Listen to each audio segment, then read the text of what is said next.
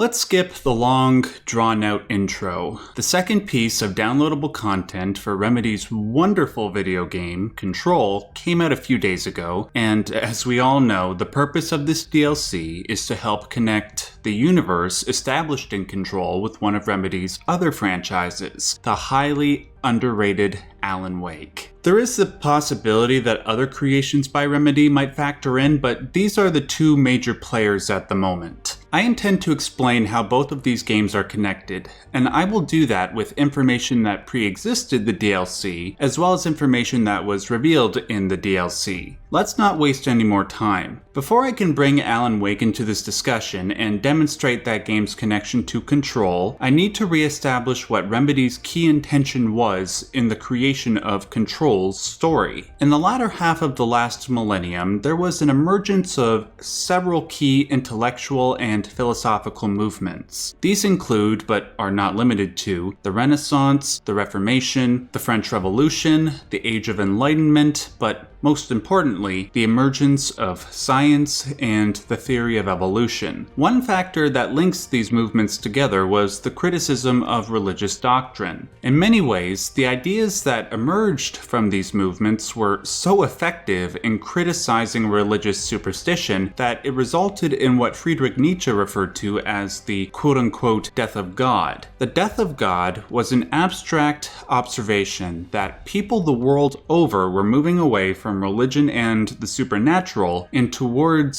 secular, science-based societies. There were several pros and cons attributed to the death of God, which we will not address for the sake of time and clarity. What I will mention, however, is the fact that there were several individuals who tried to reconcile the knowledge of science with the soul of religion. One of these individuals is referenced numerous times in Control's supplementary materials, and he is a man I have referenced a nauseating number of times on this channel: Carl Jung. Jung was a Swiss psychoanalyst who spent much of his life researching the history and epistemology of both science and religion. What emerged from his research were several theories that could bridge the gap between these two diametrically opposed worlds, and these theories are utilized in the world of Control. These theories include Jung's theory of archetypes and the collective unconscious, the shadow, the importance placed on numerology and shapes, but for the purposes of this discussion, we will give our greatest focus to Jung's theory of synchronicity. The best way to explain synchronicity to a layman is not to give a definition, but a demonstration. I will use an example that I've used numerous times in my past videos, including my original video on Control. Forgive the over-repetition, but this is really the best way to explain it. Here is a quote from Carl Jung's essay titled Synchronicity, an Acausal Connecting Principle. A young woman I was treating had, at a critical moment, a dream in which she was given a golden scarab. While she was telling me this dream, I sat with my back to the closed window. Suddenly, I heard a noise behind me, like a gentle tapping. I turned round and saw a flying insect knocking against the window pane from outside. I opened the window and caught the creature in the air as it flew in. It was the nearest analog to a golden scarab that one finds in our latitudes, a scarabide beetle, the common rose shafter, which, contrary to its usual habits, had evidently felt an urge to get into a dark room at this particular moment. Keep in mind that this event actually happened, among several other events like these in Jung's life. I'd also like to emphasize something that Jung alluded to in the previous quote. Given the climate that Jung was living in at the time, Western Europe, the appearance of a scarab beetle was extremely unlikely. What's even less likely is the appearance of the beetle right when the woman was recounting her dream to Jung. So what does one make of this? Well, in this case, it seems that something that first showed up inside the woman's head, in a dream, appeared in reality later on. That is the essence of synchronicity. An inner image occurs before an outer image, and when the person witnesses the outer image, a meaningful experience is produced. Returning to Control, the world of this game posits that synchronicity is a valid theory. Here's a quote from a document you can find in the game. titled Synchronicity and the Unseen Connections. How does a dream foretell an event in the physical plane? Why do hounds bail at the death of their master, which has occurred miles away? The world is unified in ways we do not yet understand, and sometimes we stumble across these invisible, unseen chords and wonder at the result. The visionary Carl Jung laid the road, now we must walk it. In summary, both Carl Jung and Control suggest that a person's thoughts, dreams, and fantasies can take material form. But in regards to how one can make contact with the products of one's mind, Control offers a suggestion. The reason why we don't come into contact with the products of our mind all the time is because they exist on another plane, in a parallel universe, if you will. However, sometimes these two universes will align. They will cross over or synchronize. This is when your inner subjective world meets with your outer objective world. Now here's where things get truly crazy. If you take every human being on planet Earth, they too are linked to these parallel dimensions where their thoughts take form. If you combine all of these parallel dimensions together, you get what you could aptly refer to as a multiverse, a term that I'm certain we have all heard at some point in our favorite pieces of fiction, or in speculative quantum physics. But keep in mind that multiverse is the term we use to refer to the outer, physical part of synchronicity. What about the inner part? What is the inner mental equivalent to the multiverse? This is what Jung referred to and what Control refers to as the collective unconscious. The collective unconscious and the multiverse are, for the most part, the exact same thing. It's just that one is the inner psychic part and the other is the outer physical part.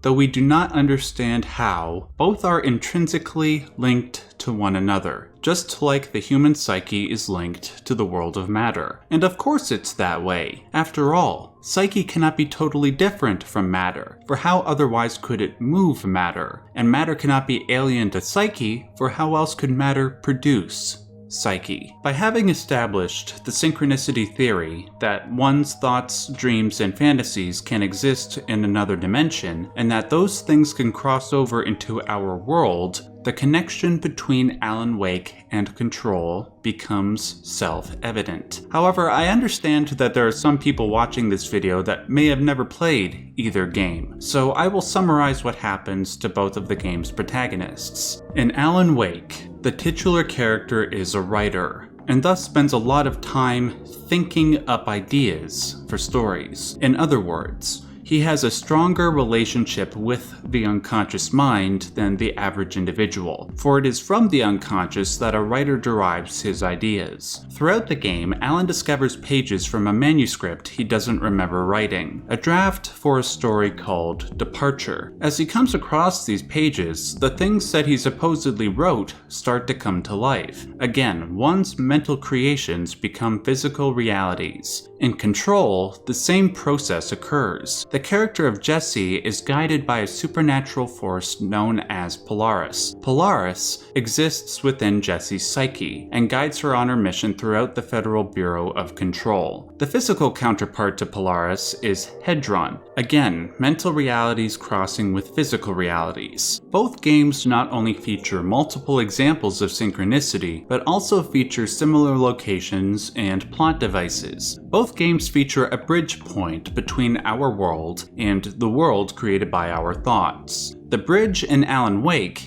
is known as Cauldron Lake. The bridge in Control is the oldest house, where the Federal Bureau of Control is located. The world where Jessie and Alan's thoughts manifest are slightly different but share the same basic function. In Control, the aforementioned multiverse/collective unconscious is the astral plane. In Alan Wake, it is known as the dark place. Seemingly the only difference between the astral plane and the dark place is that the astral plane represents consciousness in its entirety, whereas the dark place is unconsciousness in its entirety. I would like to thank the YouTube user known as Gaming University for clarifying that for me. Both games also feature the subjectively defined dimensions bleeding into our world. In the Foundation DLC for Control, the astral plane is bleeding into our reality. In the AWE DLC, we see the Dark Place bleeding into our reality, just as it bled into Alan Wake's reality in the original game.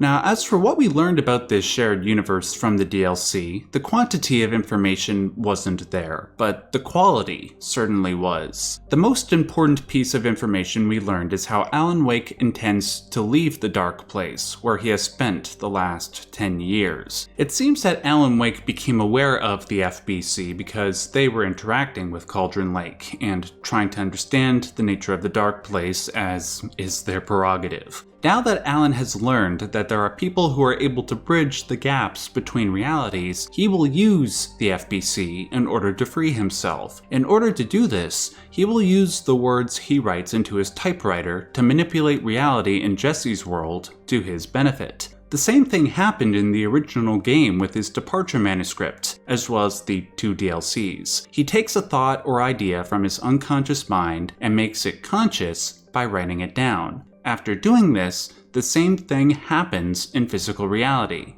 Because the Dark Place is the physical manifestation of the unconscious mind, it is able to influence aspects of our conscious material reality. When Wake commands Jesse to go into the investigation sector, when the darkness bleeds into the oldest house, when Jesse fights Dr. Hartman, it is all orchestrated by Alan. Unfortunately, we did not see his escape in the DLC, but the ending suggests that we will definitely see it in due time. There's one other thing that the DLC more or less confirms, and it is something that many fans have suspected for a long time. Thomas Zane and Alan Wake seem to be the same person. But the question that inevitably arises is why and how are they the same person? I have a theory regarding this that might not only explain who Zane is and why he is simultaneously Alan, but also who Polaris is. Unfortunately, my explanation for this will have to wait until my next video releases in a few days. Thank you all very much for watching. Make sure to like, share, and subscribe. Also, make sure to follow me on Twitch. That's where I'm going to be producing the majority of my content for the next little while. There's a link to that in the description box below. Also, special thanks to Gaming University for helping me understand some of the more esoteric concepts in Remedy's games. If you want a much deeper, sophisticated analysis of Alan Wake and Control, go check out his channel now. I'll put a link to that in the description box as well. Until my next video, just remember, stay yellow.